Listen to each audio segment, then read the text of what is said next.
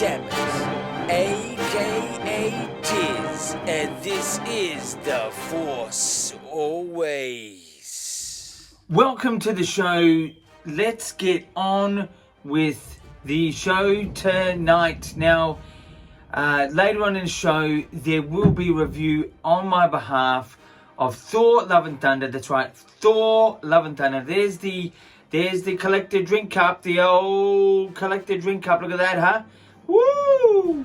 That's Thor: Love and Thunder review by a Star Wars fan. That's me.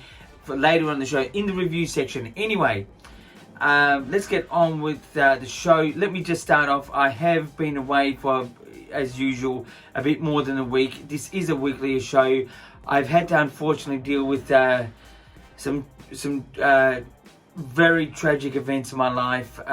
Very disheartening. It's really thrown me a little, but I'm all good.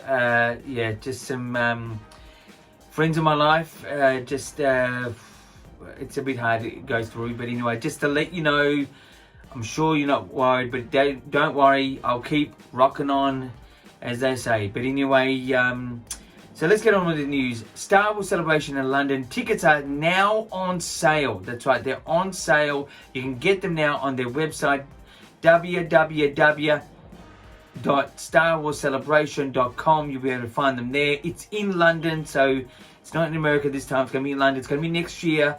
So get them now. I'm unsure what availability there is right now, but I'm sure there is some to get. Whether the Jedi Master ones are still available, I'm unsure. I'd say not, but you can only check it out. Anyway, so to more news. Thor: Love and Thunder, which is not really Star Wars, but it is Marvel, and it's under the Disney banner, which Star Wars is under, which is Lucasfilm, has been released. So that's, it's good versus bad, like Star Wars. But anyway, again, review coming a bit later on in the show. Let's get into the views. The views is my story idea about something with Star Wars. Now, in the last week, I've been told that Andor, the TV series coming to Disney Plus, is going to be 5 years before the events of Rogue One. That's a 5-year Star Wars timeline before the events of Rogue One.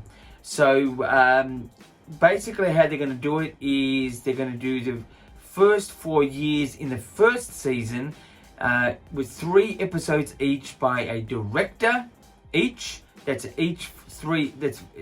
3 episodes directed by one director. The 4 years worth will be in that season 1, if you can understand what I'm saying. My God. In the second season, they're going to do the last year of that 5-year Star Wars timeline, the events leading up to Rogue One, that last year in season 2. That's how they're going to structure it. And my story idea is, what do they need to centralize on? I think the big sell point to Rogue One, which really this is a TV series that's connected to Rogue One. We are expecting a Rogue One feel, maybe with a bit of an original twist to it, a bit more organic or something different. But really, the core element to Rogue One really was that Star Wars sci-fi, if there's such definition, that Star Wars sci-fi and that family-friendly going experience for Rogue One is what really created the tone. That type of tone needs to be demonstrated in this particular TV series, Andor. That's how I would create the tone. Well, not recreate that tone. That tone sold to Star Wars fans like myself, as Rogue One being one of the, true-hearted Star Wars films that just is great. That's what I would do. Keep it in the tone of Rogue One, which is that sort of Star Wars sci-fi, as I'm saying, with that family-going, friendly experience that Star Wars is, and really rock that. That's what I would do. That's my sort of story idea. It's more of a tone idea, but the tone of the story, that's my idea this week. Let's get now into reviews. Reviews is of this film here, Thor: Love and Thunder. Just saw it now. Sipping the Kool-Aid, as they say in America. Well, here we just sip on lemonade, but it's, or maybe Coke, but anyway, and it's Coca-Cola, that is. But anyway, my thoughts is, straight off the bat, 8 out of 10. This is a really good film.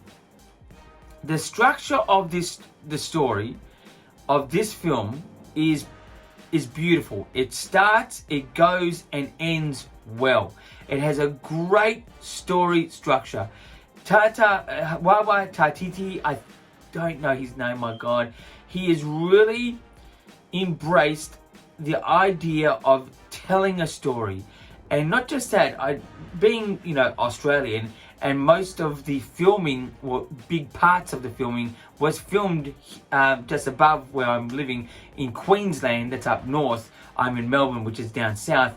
Queensland is known for its more humid conditions, sort of like Florida, or if you want to be in Europe, like Malta. So it is, so it's definitely lots of inclusions of, Australian and New Zealand sort of elements in it. You could just tell, even the fruit one particular character was eating was a very popular fruit here in Australia. It's a type of rock melon, as you would say. But anyway, I just noticed that. The only thing with this film that I just thought was a bit lackluster, there was two things. I thought the character of Wawa Tititi's character, the rock guy, it was a bit underutilized. And I thought also the middle of the film, which was sort of just after it began and just before it finished, the pacing was a bit slow. There was a bit too much dialogue at that point in the middle big section of this film. It wasn't bad, it just wasn't great.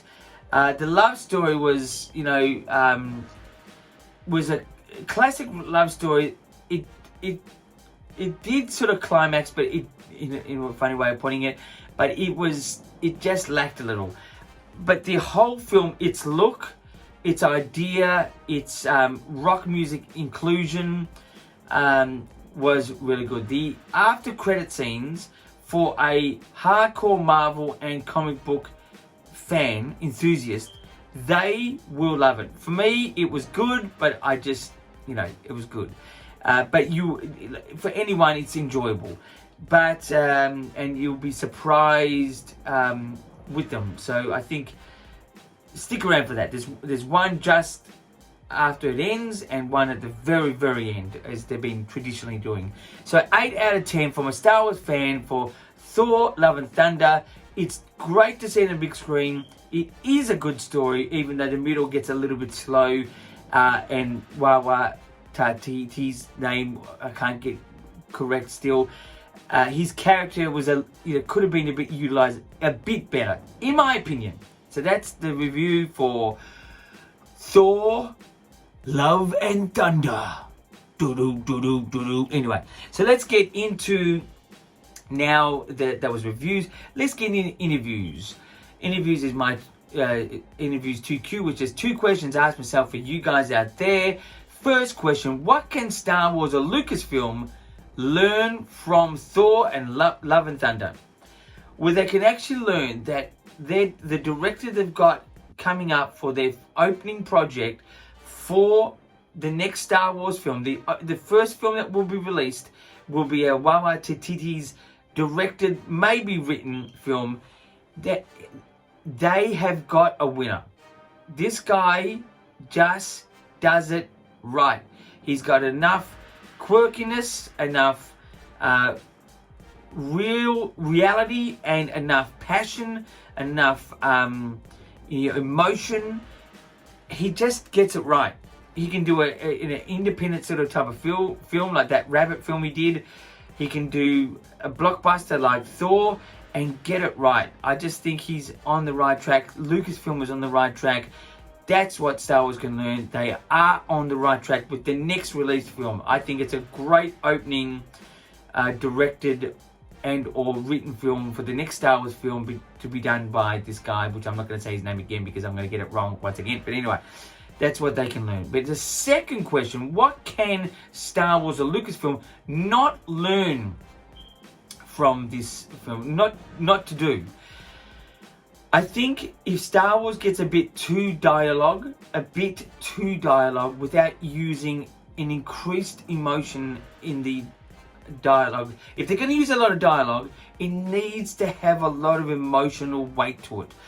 Sort of like if you saw Return of the Jedi with the lightsaber scene at the end, a lot of that sort of lightsaber sequence was a lot of, psychological dialogue, and it was a very slow, very timid type of lightsaber fight, to be honest, compared to like Revenge of the Sith. But it really worked because of the emotional weight and the psychology in that particular part. This is what they can, if they're going to use a lot of dialogue, they need to capture the audience with the emotion intensity of that, rather than just talking and explaining. And it needs to have that emotional weight. It needs to be built up to that type of dialogue, just as Return of the Jedi did with the lightsaber sequence at the end. That is the answer to that second question, and that is the show for this time around. I do apologize, the show is not coming off weekly-ish, but I endeavor to make it weekly-ish. Things come up in life, and in the last couple of weeks, I've just had some horrific things to deal with, which I'm still dealing with, but, I thought I'd bring the Force always, because the Force is always. Anyway, until next time, my friends, keep rocking!